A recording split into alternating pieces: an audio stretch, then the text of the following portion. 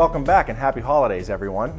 Here in December, we're going to be talking about some holiday traditions across the world, and we're going to make some great dishes about it.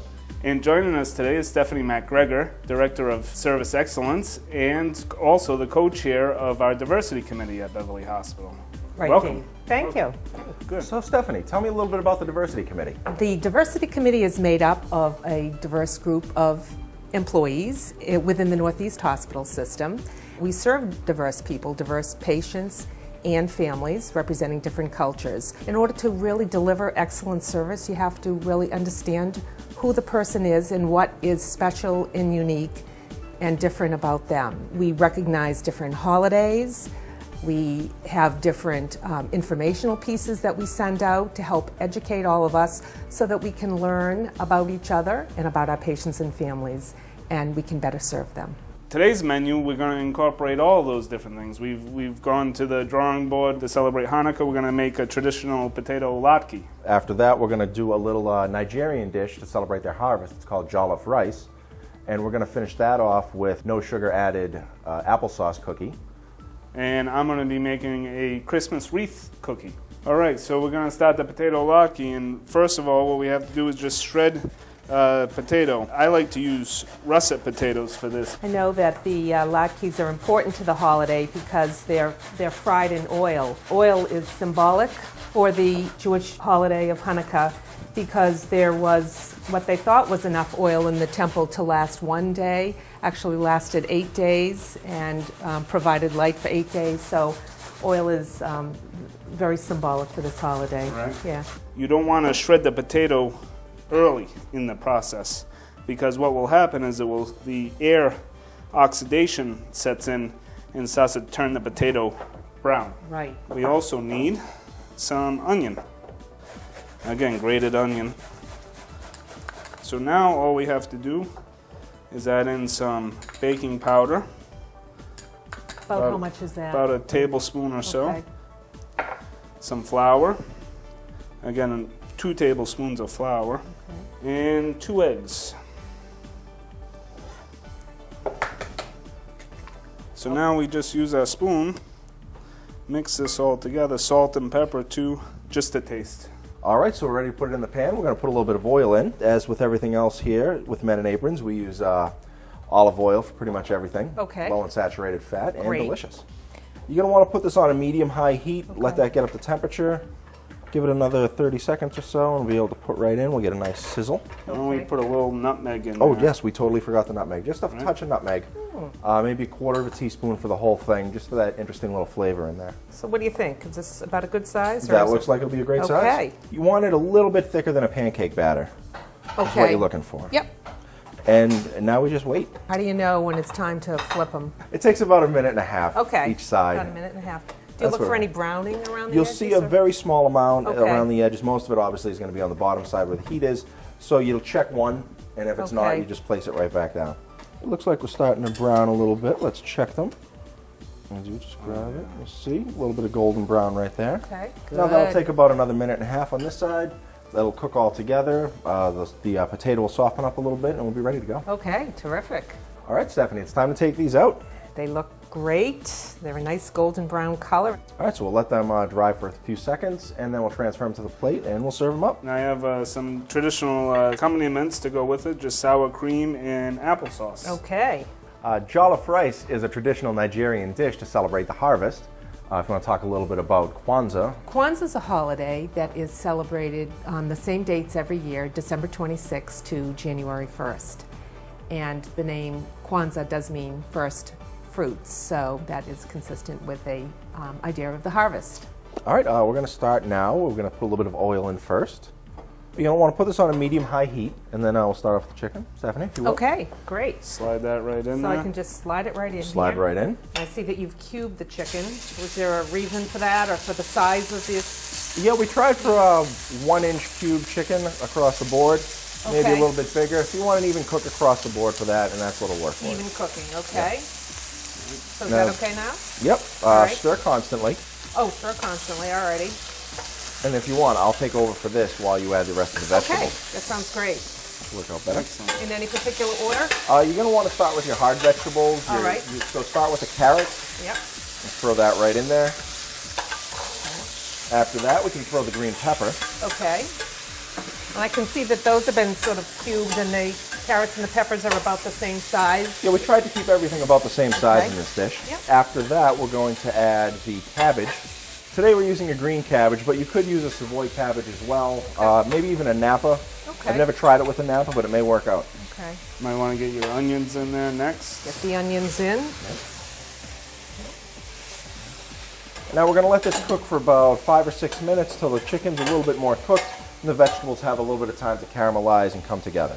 And now that the vegetables and chicken have started to cook, we're actually going to add in our rice. And today we're using a long grain brown rice. Okay. We wanted to add the long grain brown rice simply to bulk up the fiber and really turn this into a nice healthy dish that we've been promoting. All right, so we've toasted the rice for a little bit. It's time to add the secondary ingredients. We're going to start with red beans. Are these canned red beans? No, soak overnight in the refrigerator. It's the way to go with your beans. Okay. After that, we're going to throw the tomato in. Okay. All right, now you probably want to go with your tomato paste. Tomato and paste. Here's okay. a spoon. Yep. Throw that right in, mix that right. That worked. Oh, you got it? Okay. Put it right in. The fresh garlic as well. Okay. Now you don't want to put that in too early as it'll burn through the beginning cooking process. That's why we waited. Okay, so now we have some flavoring ingredients. We have a little bit of curry powder.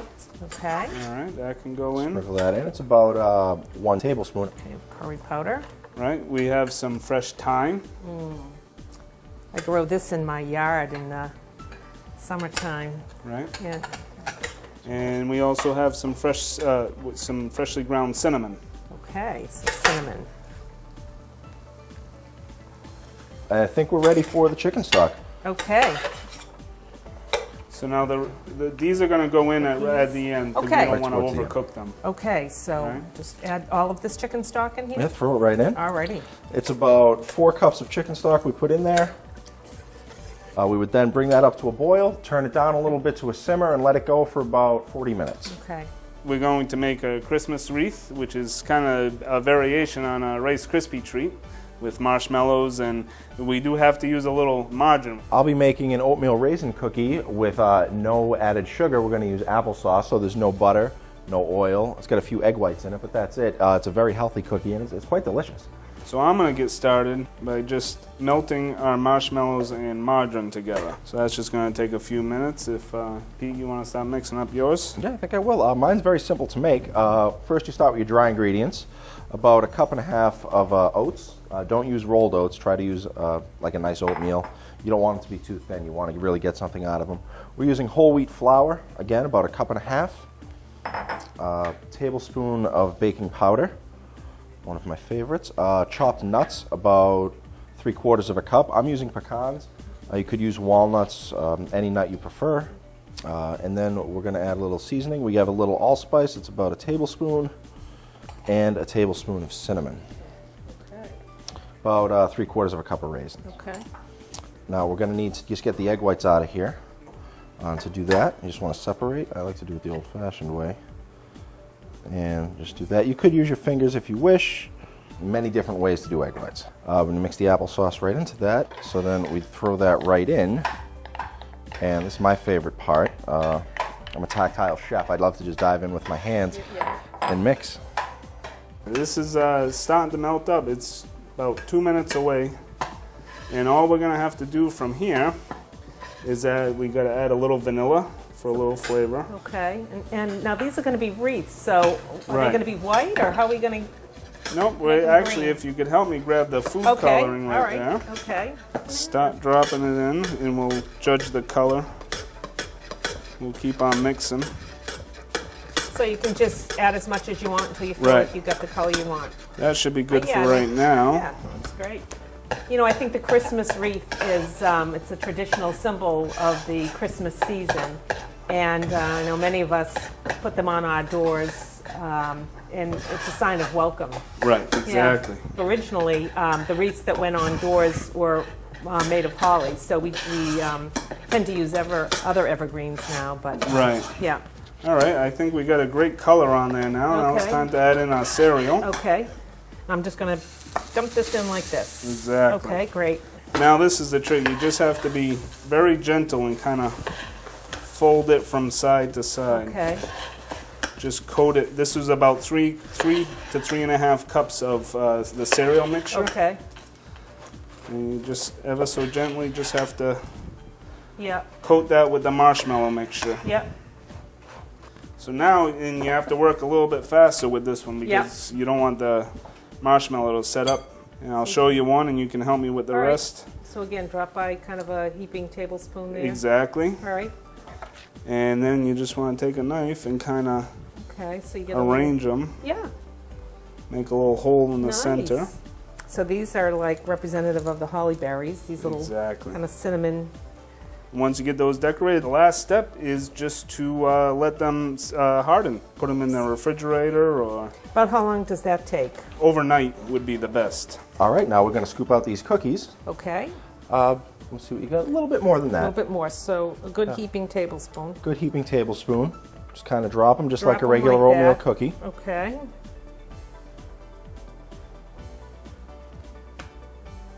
These smell so good.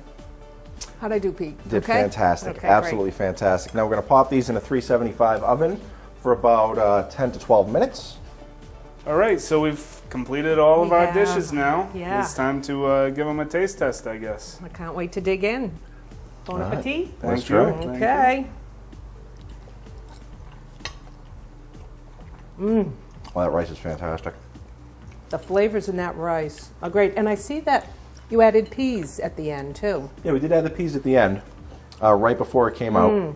That rice is unbelievable. Good really stuff. good. I think it's very successful all the way around. 4 recipes, 3 holidays, and they're all delicious. Thanks, guys. So happy Hanukkah. Happy Kwanzaa. And Merry Christmas.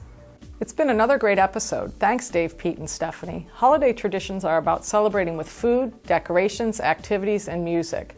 The United States is one of the most diverse countries, and as such, we have a wonderful opportunity to learn about various different cultures from those around us. In today's episode, we touched on 3 holidays: Christmas, Hanukkah, and Kwanzaa. Let's take the opportunity to explore each further. Christmas is the annual festival of the Christian Church commemorating the birth of Jesus, celebrated on December 25th, and generally is now observed as a legal holiday and occasion for exchanging gifts. Foods traditionally served on Christmas include prime rib, mashed potatoes, roast turkey, stuffing, popovers, plum pudding, apple cider, and many desserts, including cookies and pies. Hanukkah is a Jewish festival marking the redirection to Judaism of the Temple in Jerusalem in 165 BC, celebrated by the kindling of 8 lights in December for 8 days. Hanukkah food is considered to be quite decadent, as most items are deep fried and use a lot of oil and dairy. This is largely symbolic as well, as the oil represents the miracle of the oil. There are a whole lot of foods which are served on Hanukkah, from beef briskets to noodle puddings and cookies, but the most popular are the potato latkes prepared in today's episode. Unlike Christmas and Hanukkah, the Kwanzaa holiday is not a religious celebration. Kwanzaa was created as a means of identifying and affirming cultural traditions and principles within the African American community. Celebrated for 7 days from December 26th through January 1st, Kwanzaa is a gathering of friends and family where stories, customs, meals, and decorations are shared in honor of a common history and shared future. Food plays a central role in the Kwanzaa celebration, particularly at the Karamu feast during the final stage of the celebration. Eating foods traditional in the African American home is an important part of reinforcing the cultural aspect of this holiday. An example is the jollof rice prepared by Pete and Dave. As you can see, the holidays are much more than just about the food. Holiday food selections are often high in fat and calories. Try to fill up on fruits and vegetables whenever offered, but most of all, enjoy the season's wonderful traditional dishes in moderation.